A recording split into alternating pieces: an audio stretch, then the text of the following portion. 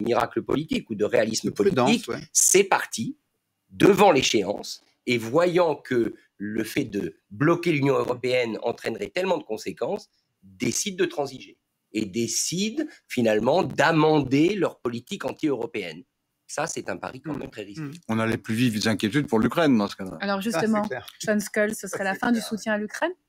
En fait, il ne faut pas voir les partis... On sait que Mélanie soutient l'Ukraine, oui. Donc c'est plus compliqué. Tous les populistes ne sont pas les mêmes. Exactement, j'allais y venir. Il ne faut pas voir les populistes de droite comme quelque chose un concept monolithique. Ils ont des positions différentes. Le RN va être eurosceptique. Mélanie s'avère aujourd'hui être plutôt europragmatique. Elle essaie de faire exister l'Italie au sein de l'Union européenne. Sur le dossier ukrainien également, vous allez avoir Orban qui est pro-russe en Hongrie. Mélanie qui est une fervente soutien à l'Ukraine. Sur les questions économiques également, vous allez avoir le RN qui est plutôt protectionniste et d'autres partis comme Mélanie qui s'avère être plus libéral. Donc, il ne faut pas voir les populistes de droite comme quelque chose de monolithique. Mélanie Le Pen, c'est pas du tout une harmonie.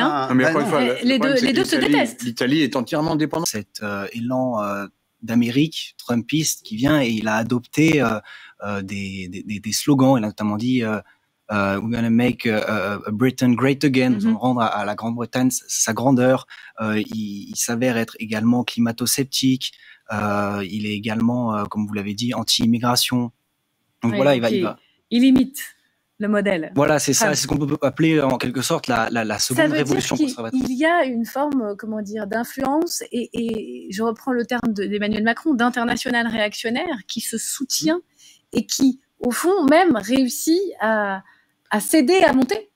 À progresser dans les urnes. Écoutez ce que dit Donald Trump et surtout ce que disent autour de Donald Trump les véritables idéologues. Avec nous, vous êtes géopolitologue et auteur de ce livre, Le populisme, symptôme d'une crise de la démocratie, c'est-à-dire aux éditions L'Harmattan. Alors, il a le vent en poupe, les 15 points devant Keir Starmer, le Premier ministre travailliste britannique, qui est là depuis 1 an seulement. Comment l'expliquer?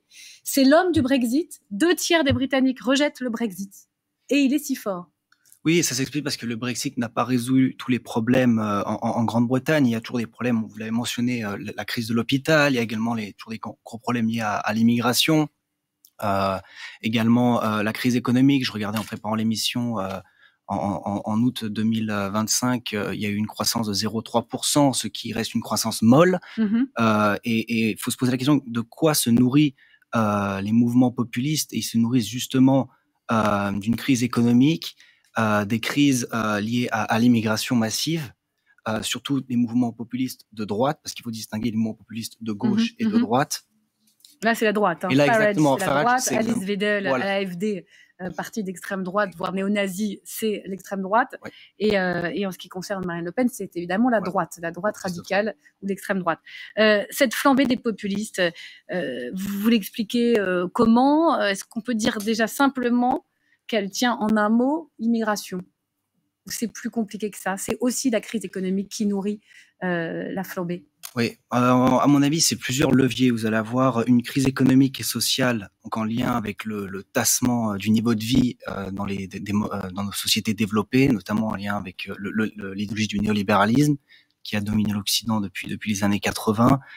Il y a également un autre levier qui va en effet être celui de l'immigration de masse. L'immigration nette en Grande-Bretagne était de plus de 400 000 entrées en 2024. Et ensuite, vous allez également avoir le levier de la crise politique qui va nourrir une impuissance une impuissance publique. Et les partis de gouvernement... Oui. L'impression que le politique ne peut plus rien faire. Exactement. C'est incroyable. Si demain l'élection avait lieu, Farage pourrait être élu. Ce serait même un raz-de-marée si on regarde les intentions. Moi, pour ce qui me frappe, c'est quand même